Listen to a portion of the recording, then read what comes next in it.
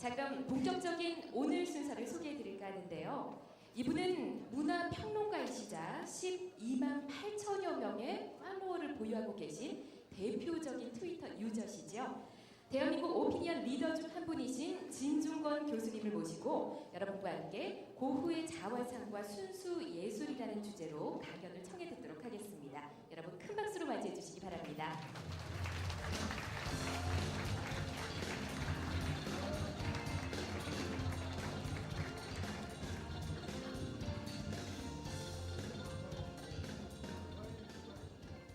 안녕하세요. 반갑습니다.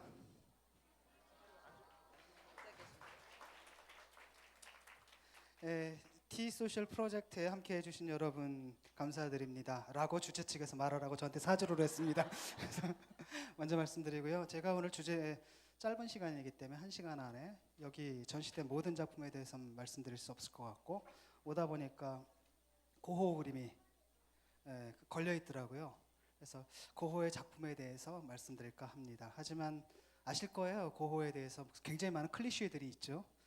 거기 그렇게 얘기를 하면은 저한테 안 어울릴 것 같고, 저는 약간 좀 색다르게 엉뚱하게 접근해 볼까 합니다.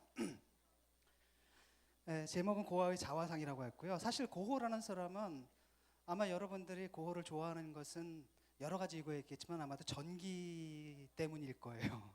굉장히 고독하게 살았고, 이른바 평생 동안 작품 하나밖에 못 팔았다.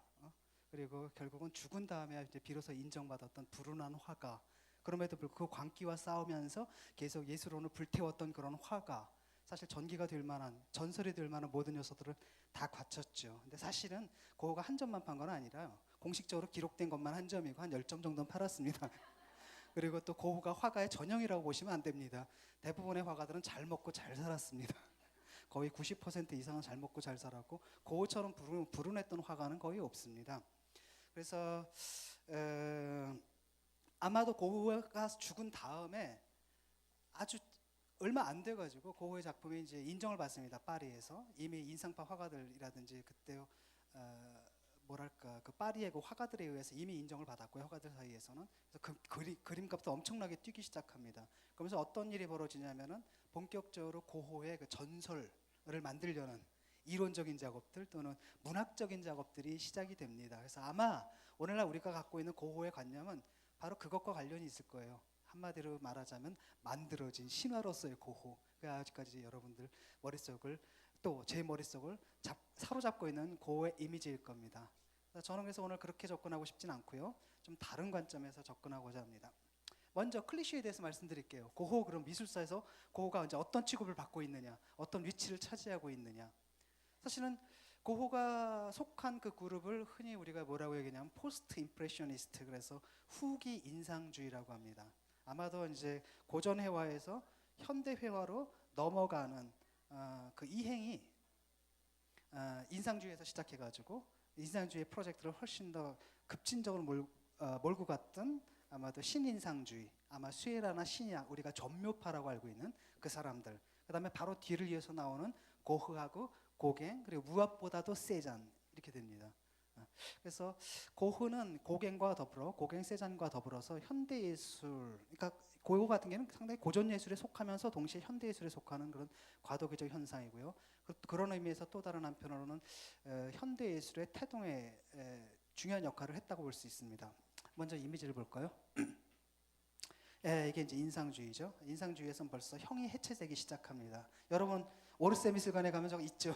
오르세에 있던가? 쥐드 뽐메에 있던가? 기억이 안 나네. 오르세가 아니라 쥐드 뽐메에 있던가? 고호의 그 연꽃 그림이 있을 겁니다. 멀리서 보면 연꽃이지만 가까이 다가가서 보게 되면 굉장히 거친 붓질만 나올 거예요. 그 다음에 다시 넘어가요. 이게 이제 신인상주의죠. 수에라, 그랑자스 섬에 뭐 어쩌고 저쩌고 하는. 그 사람들의 그 인상주의자들의 프로젝트가 모였으니까 색깔은, 고유색은 존재하지 않는다. 사물의 고유색은 존재하지 않고 색이라는 것은 결국 반사광에 불과하다. 그래서 우리는 빛을 그리겠다. 근데 그때 이제 어떤 문제가 있냐면은 물감은 섞으면 섞을수록 어떻게 돼요? 어두워지죠. 반면에 빛은 섞으면 섞을수록 어떻게 돼요? 밝아져요. 그 명도를 못 맞춥니다. 그래서 이 사람들 생각하는 게 색을 섞을 때, 혼합할 때 팔레트에서 혼합하는 게 아니라 병치시킵니다.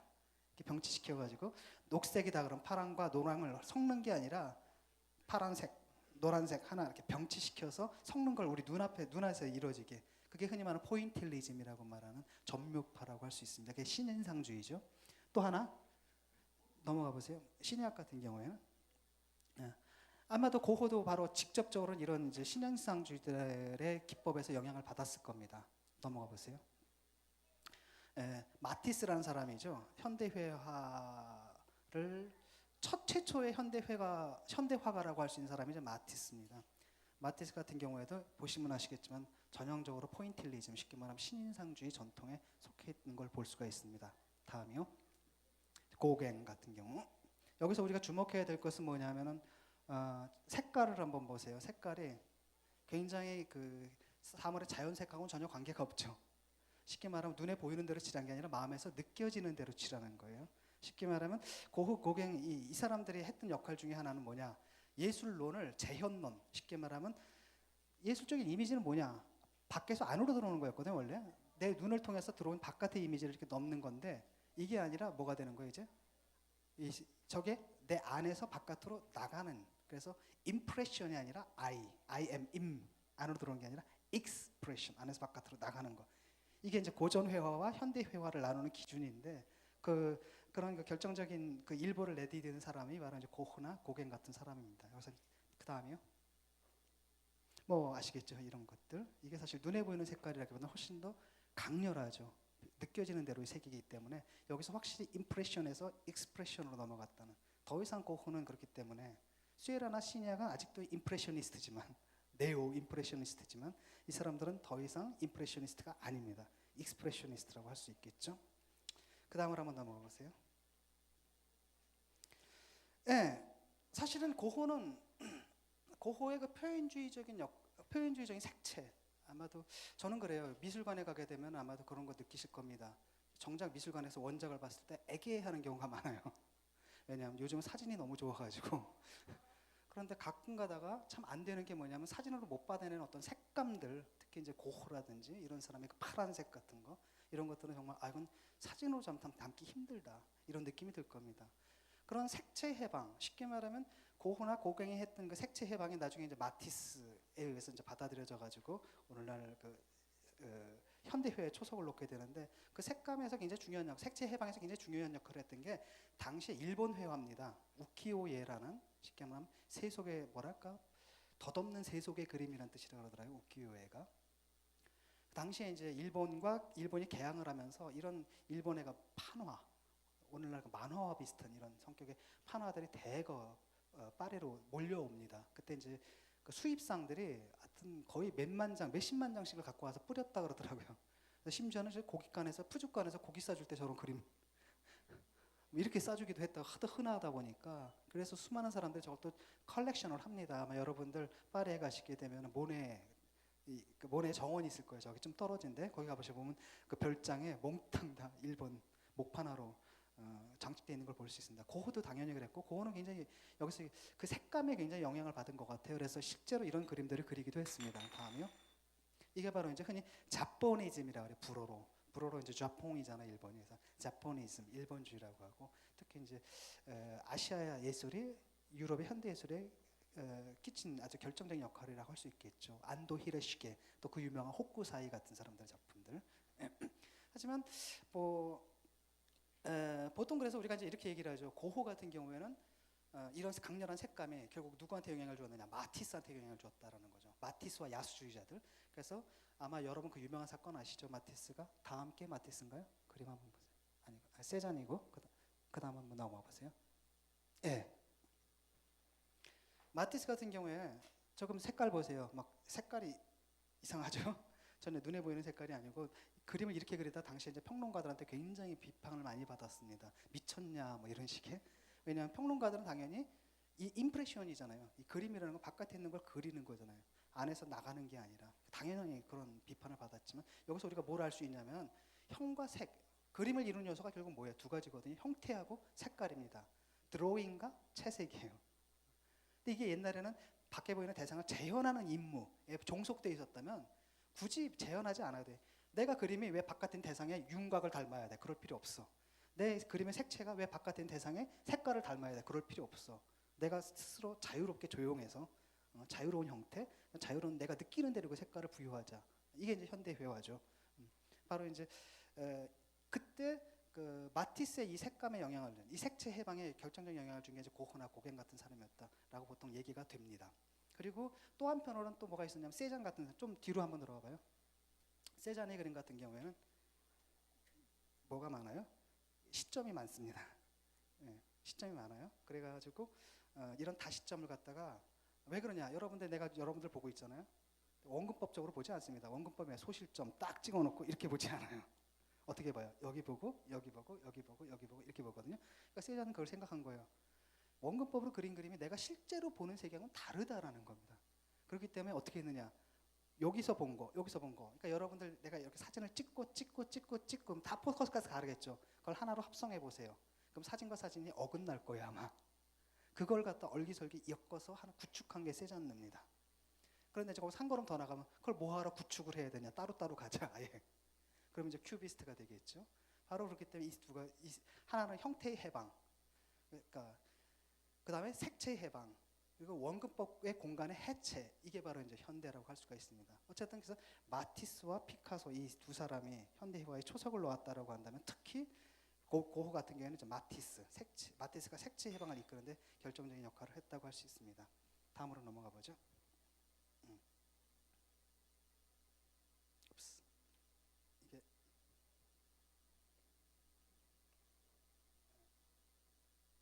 하지만은 마우스가 없어서.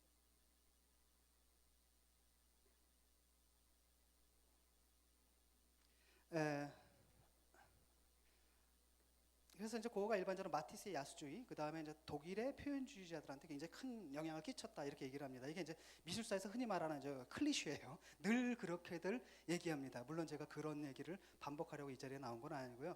저는 조금 다른 관점에서 접근하려고 그래요.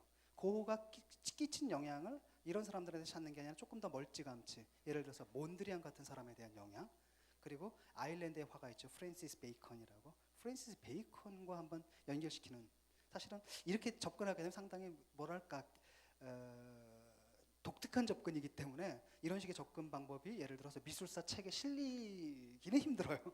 상당히 제 주관적인 해석이 강하고요. 또 제가 주관적 관점이 강하고, 그래서 저는 이제 고흐의 그림을 바라보는 하나의 시각을, 이런 시각도 있구나, 이걸 한번 제시해보고 싶습니다. 거기서 영감을 준 게 뭐냐면 그 유명한 들루이즈라는 사람이 있습니다.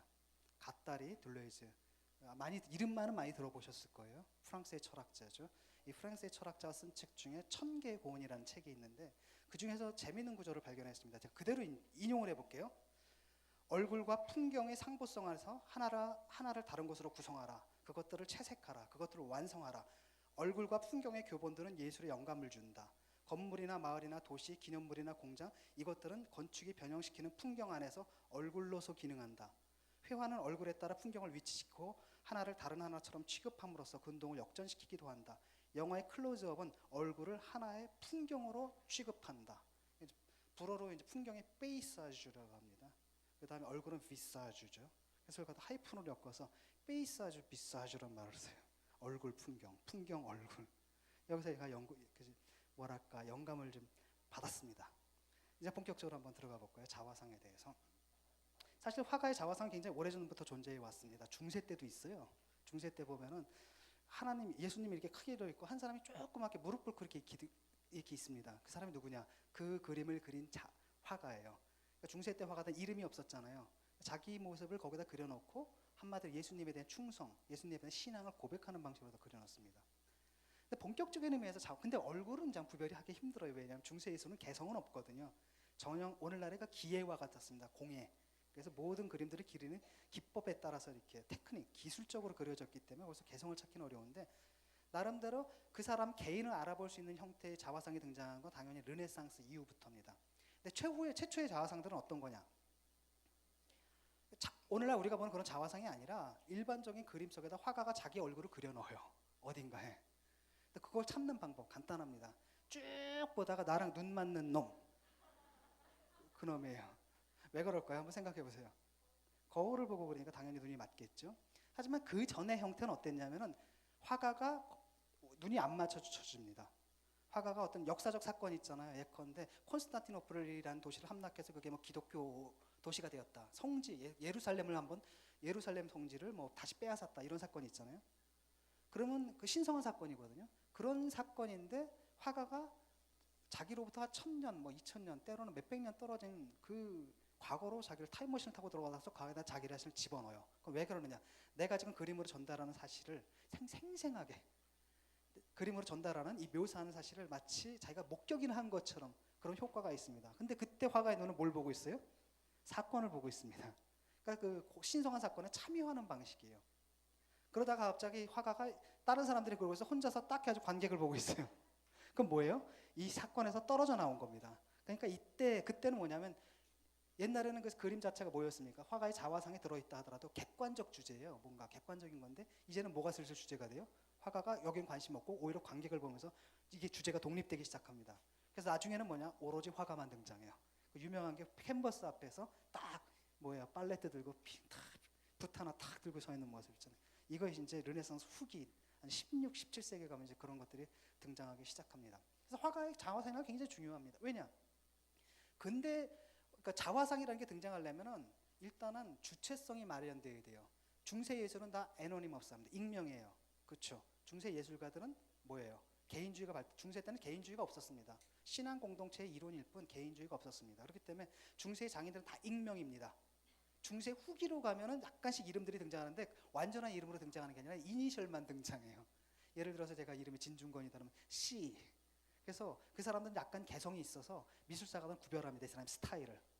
그러니까 르네상스로 막 넘어가기 직전이니까 이미 스타일들이 나타나거든요. 근데 이름은 아직 안 나타나요. 그래서 우리가 그 사람들을 마스터 M, 마스터 H 이렇게 부릅니다.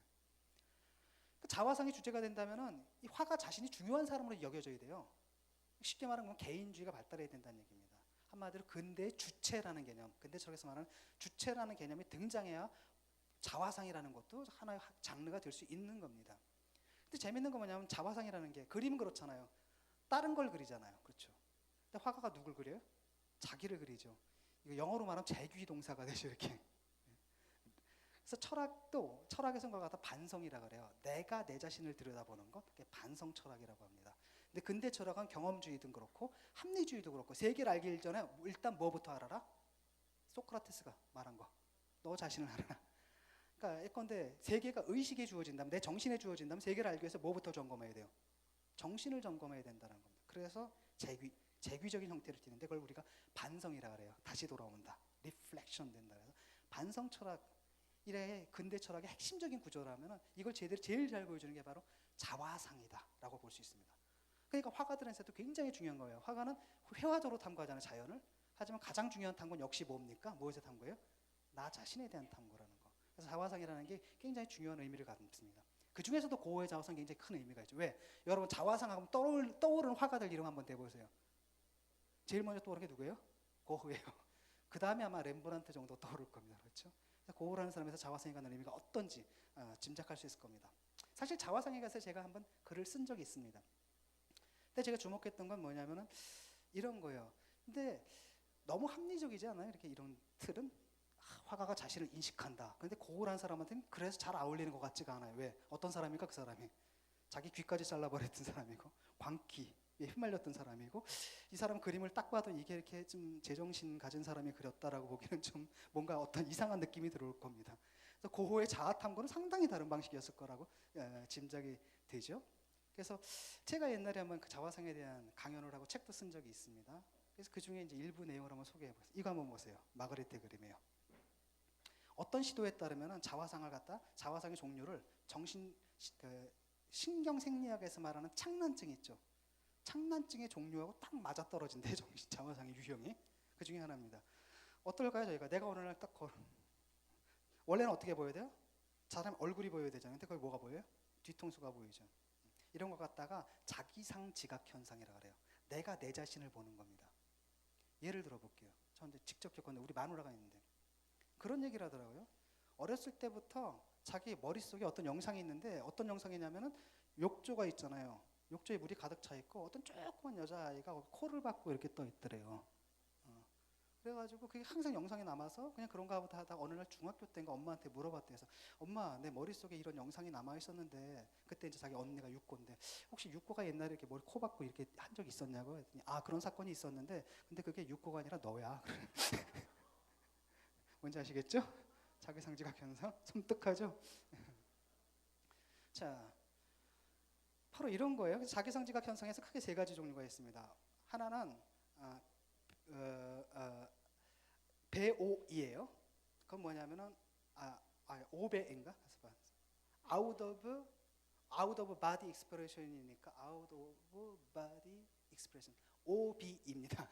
OBE 현상입니다. out of body expression은 좀 전에 얘기한 것처럼 우리가 흔히 유체 일탈이라 그러잖아요. 왜 죽은 사람들이 죽음의 문턱에 갔다 온 사람이 그런 얘기를 하잖아요. 병원에서 딱 봤더니 내 몸이 이렇게 보이더라. 그게 바로 이제 그 OB입니다. out of body experience예요. 내가 내 몸에서 벗어나서 내 몸을 보는 체험. OB입니다. 두 번째는 오토스코픽 헬루시네이션이라는 게 있습니다.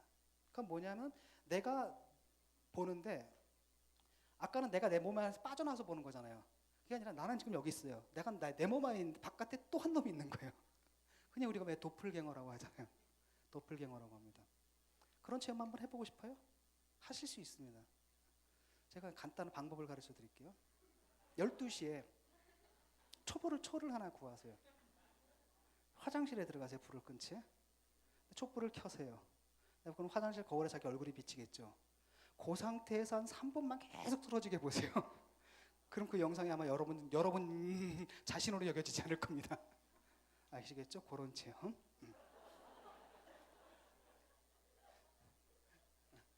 그 다음에 이게 이제 오토스코픽 헬루시네이션 AH고 또 하나가 HAS인가?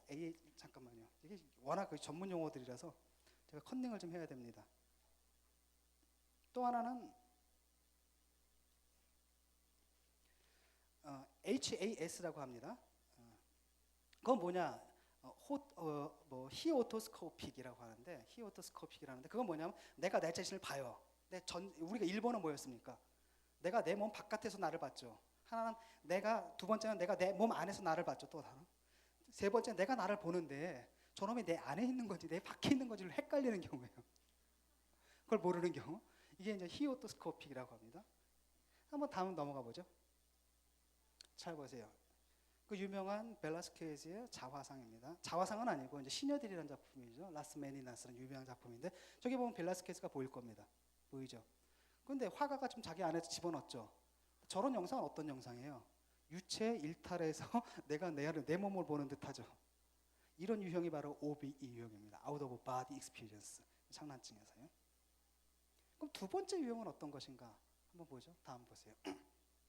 러비스 커린트라는 그 작가의 자화상입니다. 언뜻 보면 뭐 이상할 거 하나도 없죠. 근데 잘 보세요. 손의 위치를 한번 보십시오. 자, 붓을 어느 쪽 손에 들고 있죠? 저 사람이? 왼쪽 손에 들고 있죠. 오른손에 뭘 들고 있어요? 팔레트를 들고 있죠. 근데 보통 사람은 러비스 커린트는 왼손잡이가 아니었어요. 오른손잡이였거든요. 근데 보통 화가들은 자기가 오른손잡이잖아요. 그럼 역시 화가들은 뭘 보고 그래요? 거울을 보고 그리는데 거울에서는 역상이잖아요. 그렇기 때문에 반드시 바꿔놓습니다. 이거를. 딱 보면 난 오른손잡이인데 저쪽에서 왼손으로 나타나잖아요. 근데 그림을 그릴 때 이걸 바꿔놔요. 근데 이 사람 바꿔놨어요? 안 바꿔놨어요? 안 바꿔놨거든요. 그건 뭐냐면 내가 내 거울에 비친 게 나의 모습이다라고 하면 당연히 바꿔놨을 거예요. 그런데 그게 아니라 낙이 아니라 딴 놈이라는 말이에요. 그러니까 눈에 보이는 그대로 그렸다라는 겁니다.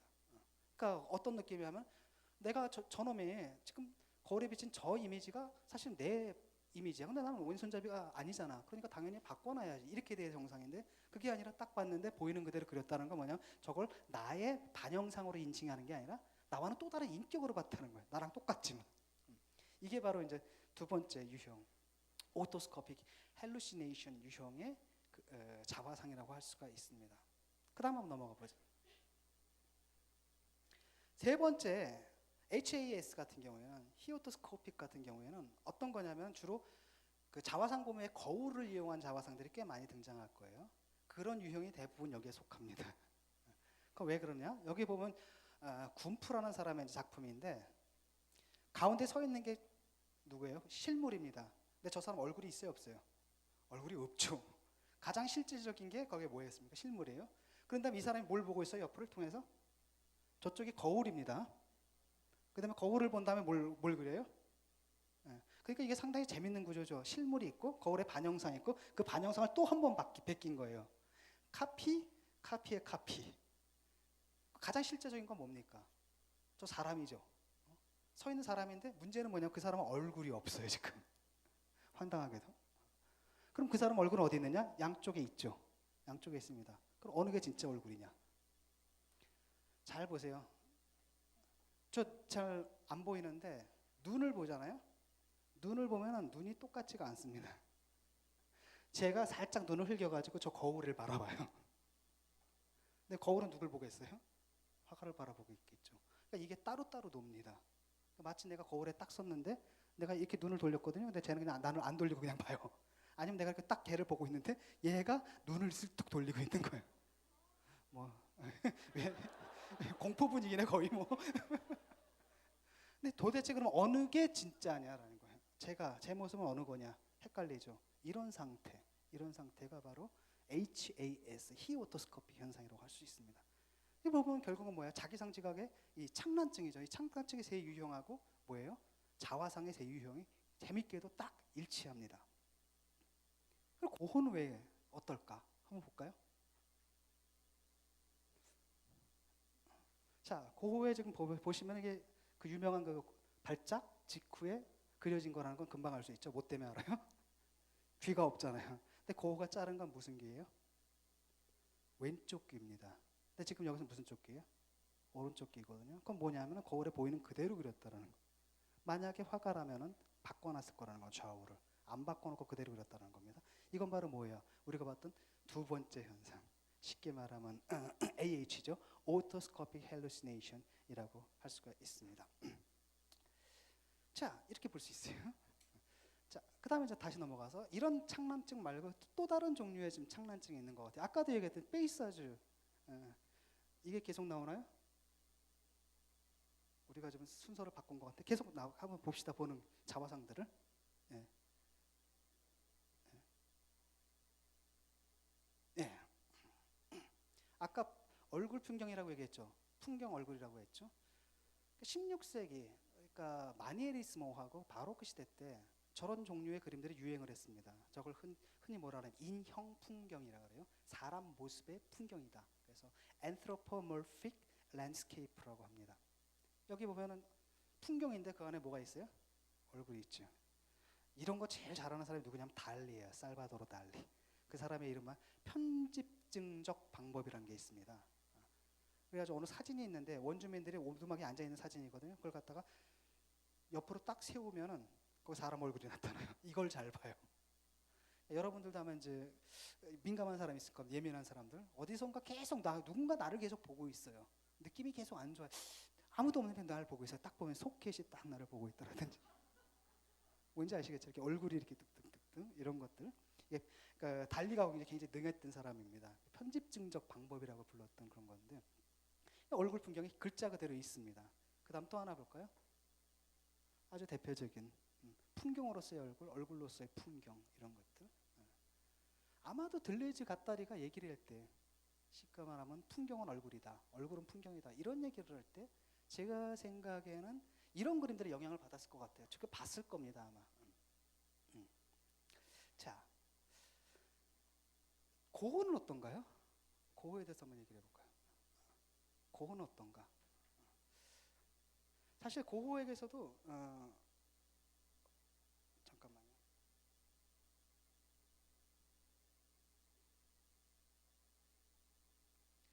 그 다음 한번 넘어가 보세요. 고흐의 자화상 아까 봤죠?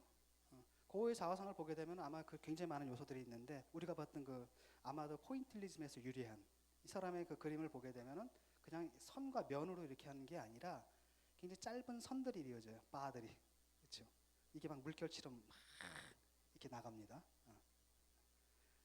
그런데 자화상을 이루는 그 요소들하고 그 다음에 또 다른 한편으로는 이 풍경을 이루는 요소들하고 똑같아요. 그러니까 고흐의 아까 그 초상들 다시 한번 돌아가 볼까요? 쭉 돌아가서 순서가 좀 이상한. 마지막 거. 이거 보세요. 굉장히 강하게 나타나죠, 이것도. 이런 것들이 그 삼나무가 막 올라가는 거라든지, 밤하늘에 왜 하늘이 막 요 소용돌이 치죠, 그 선들이라든지, 밀밭이 막 물결 치죠, 물결 친다라든지, 그대로 나타납니다. 그러니까 사실은 어떤 그 미술사가 뭐라 그러냐, 어떤 의미에서 교호의 자화상 그 자체가 풍경화다라고 얘기해요. 밀밭을 몰아치던 그 노란 선이 해바라기에서 해바라기를 휘감아 돌아간다라든지, 밤하늘 감돌던 그런 선들이 여기서도 나타나죠. 자화상을 보게 되면 굉장히 방사선으로 되어 있을 겁니다. 막 어떤 분 완전 방사선으로 이게 선이 막 뽑아나가고 막 이렇게 나온다라는 거죠. 이게 가장 중요한 것 같아요. 우리가 이제 좀 전까지 뭐라고 그랬냐면은 고호가 사실 색채를 해방시켜가지고 마티스에 영향을 주고 마티스가 현대회화의 아버지가 됐다 뭐 이런 얘기였잖아요. 그런 식의 영향을 볼 게 아니라 그저 형태나 색채나 이런 관점이 아니라 좀 완전히 다른 관점에서의 고호의 영향력을 생각할 수 있지 않는가. 아마도 고호한테 여러분들이 왜 이렇게 사로잡히는가, 이 사람의 그림에 왜 이렇게 강렬하게 끌리는가. 색채가 화려하기 때문에, 색채가 강렬하기 때문에, 아니면 저 형태가 아름답기 때문에, 이런 차원보다는 좀 더 깊은 차원에 뭔가 있을 것 같죠. 그건 뭐냐, 에너지입니다. 에너지. 이게 리듬이거든요. 리듬이 있죠. 선들이 그냥 이어지는 게 아니라 선들이 물결을 칩니다. 그래서 때로는 소용돌이처럼 휘감기도 하고 쭉 이어지면서 나무도 계속 휘감아 올라가는데, 거기서 우리가 느껴지는 건 어떤 힘이 느껴져요. 에너지가 느껴지는 거고, 동양에서는 그걸 뭐라고 얘기를 해요? 기라고 하죠. 근데 서양 철학에 이런 개념이 없어요. 서양 철학은 항상 뭘로만 나눕니까? 세상의 모든 걸 정신 아니면 물질로 나누는데, 기, 넌 뭐니? 걔네들 틈엔 들어올 수가 없습니다. 그게 이제 우리 의학에서도 마찬가지예요. 우리 한의학에서 기 얘기 많이 하죠. 혈 뭐 이런 거 얘기를 하는데, 서양 의학에서 뭐예요? 아예 체계가 없거든요. 그런 개념을 받아들일 여지가 없기 때문에 미신이다. 아니면 저걸 갖다 전자, 내는 전기로 번역할 수 있지 않을까. 뭐 이런 식의 생각을 한다는 거죠. 전혀 다른. 아주 실제로 그 기라는 거 있을지도 모릅니다. 그렇기 때문에 다음 그 엉뚱한 사람하고 이제 연결을 한번 시켜볼까요 해요. 몬드리안의 그림을 한번 보죠. 쭉 넘어가. 이거 보세요. 뭔지 아세요? 이거 보이십니까? 잘 안 보이죠? 이게 원래는 뭐냐면은, 바다가 있으면은, 우리나라도 그런 데가 있는데 가끔 가다 보면 바다가 있으면 해변에 쭉 바다 쪽으로 다리를 놓죠. 이렇게 중간에 끊어지는 다리, 그걸 그린 거거든요. 근데 몬드리안의 원칙은 뭐였냐면, 굉장히 이 사람이 동양의 신비주의 영향을 받습니다. 신지학이라 그래서 인도로부터 러시아를 통해서 건너온 신지학의 영향을 받아가지고 이 세상의 모든 것의 바탕에는 에너지가 깔려 있다는 겁니다. 힘이 깔려 있는데 그 힘은 수직 아니면 수평이에요. 수직 아니면 수평이거든요. 여기서도 보게 되면 딱 뻔합니다. 그렇죠? 수직선 아니면 뭐예요? 수평. 짧은 바로 있는데, 이게 바로 에너지로 바라본 세계의 모습이다. 현대회화의 원칙이 뭐예요? 눈에 보이는 것에 가시적인 것을 재현하는 게 아니라 눈에 보이는 것 너머에 눈에 보이지 않는 것을 가시화한다 그러잖아요. 이런 원리. 그때 그 눈에 보이지 않는 게 뭐예요? 기. 보여요? 안 보여요? 안 보여요. 그걸 가시화한 것이라고 할 수 있다라고 한다면, 지금 고호의 그 짧은 선들 있잖아요.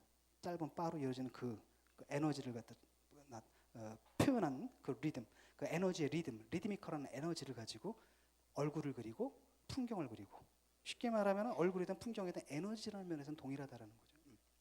라고 했을 때 이 사람에게서는 어떤 면에서 몬드리안과 상당히 이제 비슷한 측면이 있습니다. 전혀 다르죠.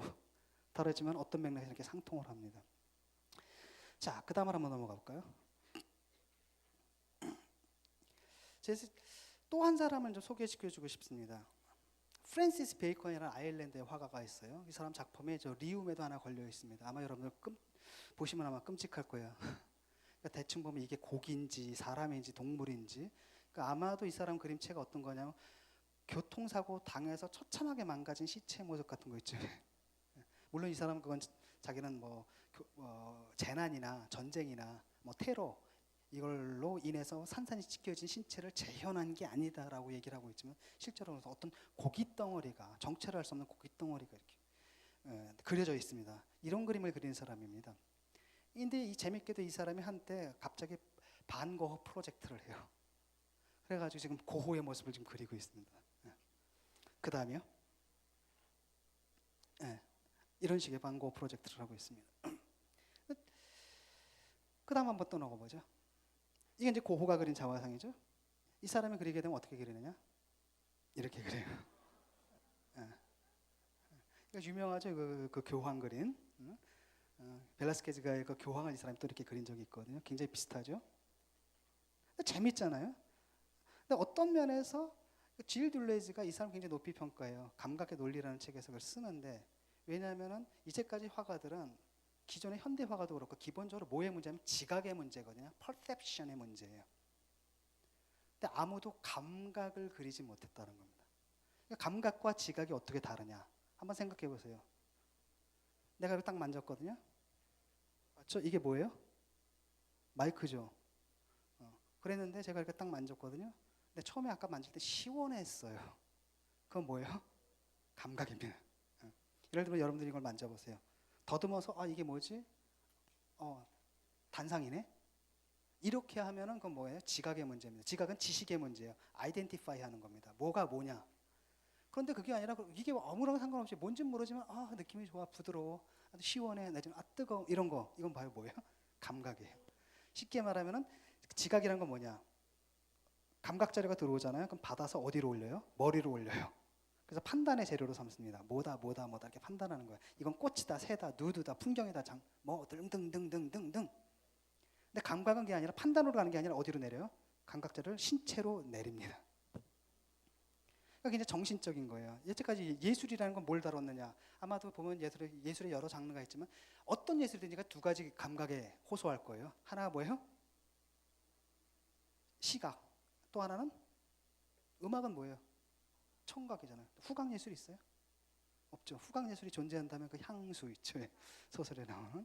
그게 이제 냄새를 이렇게. 촉각 예술이 있어요? 없죠. 혹시 마사지 이게 촉각 예술이 아니에요? 미각 예술, 요리 뭐 이런. 근데 이상하게 이런 것들은 아니란 말이에요. 대부분이 뭐예요? 시각과 청각은 뭐와 관계가 있는 겁니까? 정신과 관계가 있는 거예요. 근데 사실 진짜 중요한 감각은 뭡니까? 여러분들이 말하기에 하나님이 5가지 감각 중에서 너희들한테 딱 다 뺏어가고 하나만 남길 거라고 얘기를 하시면 여러분들 뭘 갖겠어요? 시각. 그렇죠. 인생을 깊이 이해하는 사람이 여기서 촉각이라고 대답할 거예요. 왜냐하면은 못 보는 동물이 있어요. 그렇죠? 소리 못 듣는 동물이 있습니다. 냄새 못 맡는 동물이 있어요. 그 다음에 뭐예요? 뭐죠? 맛을 못 보는 동물이 있어요. 그러나 모든 동물이 기본적으로 갖춰 있는 게 뭐예요? 촉각입니다. 말밀자들도 갖고 있는 게 촉각이에요. 그러니까 사실은 모든 감각기관이 어디서 분화되어 온 거예요? 원래는 촉각이 분화된 겁니다. 그렇기 때문에 사실 시각도 결국 뭐예요? 빛과 접촉이에요. 그렇죠. 빛과의 접촉이고 소리도 결국 뭐예요? 음파와 이 고막의 접촉이란 말이에요. 기본적으로 사건입니다. 굉장히. 이걸 그린 사람이 있냐라는 거예요. 프랜시스 베이컨이 바로 그걸 그린 사람이거든요. 이 사람은 뭐라고 얘기를 하냐면 그렇기 때문에 나는 그 길을 그린다 그래요. 어떤 딱 보면 사물에서 어떤 느낌이 있잖아요. 그걸 갖다 촉각기관 이렇게 그리는 거예요. 그래서 그 사람 그걸 그릴 때 이 사람 몸 전체는 뭐가 되냐면 안테나라 그러죠. 왜? 안테나가 원래 2가지 뜻일 거예요. 우리가 쓰는 안테나, 그리고 또 하나가 뭐예요? 곤충의 더듬이. 그러니까 온몸 전체가 안테나가 되는 겁니다. 그래서 이 사람 자기는 일종의 영매라 그래요. 난 화가인데 내가 그림을 그리고 내가 똑똑하거나 뭐 이런 게 아니라 내가 남들보다 그림을 더 잘 그리거나. 피카소 본 그림 참 잘 그리지 않아요? 정말로 잘 그려 이 사람. 근데 이 프랜시스 베이컨은 자기는 그런 타입은 아니다. 나는 뭐냐? 남들보다 한 가지 잘하는 게 뭐냐면은 잘 받아들인다라는 거예요. 감수성이 있다는 겁니다. 뭔가 그 주변의 에너지가 나한테 딱 들어올 때 난 그걸 잘 느낀다라는 겁니다. 마치 말이 영매, 무당처럼 이렇게 얘기를 해요. 그래서 이 사람이 그림을 그릴 때 이 사람은 지각적인 그림을 그린 게 아니라 뭘 그린 거예요? 촉각적인 그림을 그린 거예요. 말하면 감각을 그린 거는 거죠. 근데 지금까지 우리가 이제 고호를 갖다 얘기를 했을 때 뭘 했습니까? 이 사람이 색채 해방, 또 형태 해방 이런 얘기 했잖아요. 형이나 색이나 다 결국 뭐의 문제예요? 정신의 문제죠. 정신의 문제라는 거죠. 즉 지각의 문제라는 겁니다. 감각을 그린 사람이 바로 이 사람이에요. 그 다음 한번 넘어가 보세요. 이제 또 다른 한편으로. 자, 이 사람이 이게 자화상입니다. 자화상이거든요. 근데 자화상이라는 건 기본적으로 어떤 거예요? 초상이라는 것은 인물과 닮게 그려야 되는 게 기본적인 초상이란 말이죠. 근데 닮았어요, 안 닮았어요? 일부러 뭉갰죠. 일부 뭉갰죠. 지각적 차원에서 하나도 안 닮았습니다. 안 닮으려고 해요. 코가 이렇게 생겼으면 거기 화판에도 그대로 이렇게 나와야 되잖아요. 아닌데 이 사람은 그림을 그리다가 저기 보시죠. 손으로 뭉개요. 뭉갭니다. 이러거든요. 그런데도 이상하게도 딱 보면 이거 정말 프랜시스 베이컨이라는 느낌이 옵니다. 이 사람은 어떻게 생겼는지 보여드릴게요. 다음. 다시 돌아가 봐요. 아시겠죠? 이렇게 그릴 수도 있다는 겁니다. 이 사람이 왜 그랬느냐라고 얘기할 때 뭐라고 얘기를 하냐면은 나는 길을 그린다는 거예요. 옛날 화가들 같으면 눈에 보이는 지각의 차원에서 저 사람 코와 형태와 색채를 그대로 재현하려고 하잖아요. 근데 자기는 그게 아니라 인물을 딱 보면 그 사람 기가 느껴진다는 겁니다. 그래서 그 길을 가지고 이렇게 그리게 되면 지각적인 차원에서는 하나도 안 닮았는데 어쩐지 닮게 느껴지겠다. 이거라는 겁니다. 그래서 나는 바로 길을 그린다라고 했을 때 이 사람이 누구를 의존했느냐? 고호를 의존했다는 겁니다. 바로 그 점에서 어떤 면에서 고호는 뭐예요? 고호의 그림은 어떤 면에서 이게 프랜시스 베이컨만이 제대로 이해한 것 같아요. 근데 그러지만 우리의 클리셰는 뭐라고 얘기합니까? 고호는 누구를 통해서 신인상주의 후기 인상주의자로서 포스트 임프레셔니스트로서 그 화려한 색채와 뭐 표현적인 뭘 가지고 마티스의 야수주의에 영향을 주었고 이 마티스가 현대 회화를 열었다. 이건 다 뭐의 차원입니까? 아직까지도 지각의 차원에서만 얘기를 하는 겁니다. 그런데 고호의 그림이 단지 그 형이 아름답다. 그쵸? 이 사람 굉장히 단순화하다는 형태를 굉장히 단순화하고 그 다음에 색채가 굉장히 강렬하잖아요. 이것만인가? 눈에 보이는 그 차원이 아니라 뭐랄까 그 눈에 보이지 않는 그 에너지의 느낌들 있잖아요. 아까도 보셨듯이 이 색점, 핵색점, 핵점 하나가 이 색채, 이 색점의 배열이라는 게 아까도 얘기했듯이 그 쇠라나 신약과는 전혀 차원이 다르잖아요. 쇠라나 신약도 그렇게 하지만 그 사람들에게서는 그 에너지가 느껴지지 않아요. 근데 고호에게서는 그게 느껴집니다. 리듬 속에 들어지는 그 에너지. 이걸 갖다 제가 볼 때는 유일하게 간파한 사람이 프랜시스 베이컨이 아닌가 이런 생각이 듭니다. 그래서 제가 엉뚱하게도 저의 주관적 시각이긴 하지만 고호의 그림 속에서 등장할 때 고호에게서 오히려 들레즈의 말이 실현됐다고 생각을 해요. 들레즈가 뭘 했습니까? 얼굴은 풍경이다. 또는 풍경은 얼굴이다. 페이사즈 비사즈라고 했을 때 고호에게서는 풍경의 얼굴의 구별이 사라지는 겁니다. 얼굴도 풍경처럼, 풍경도 얼굴처럼 이렇게 보이고. 그건 왜 그러냐? 그 바탕에 동일하게 에너지가 흐르고 있고 거기에 주목했다는 겁니다. 그리고 그 사실을 유일하게 간파한 사람이 바로 누구예요? 프랜시스 베이컨이고 프랜시스 베이컨이 그래서 고호와는 하지만 다르지만 역시 프랜시스 베이컨은 똑같은 고호가 추구했던 것 같은 똑같은 목표를 상당히 다른 방식으로 자기 나름의 방식으로 실현하지 않았는가 싶습니다. 이게 이제 제가 오늘 준비해 온 얘기입니다. 감사합니다.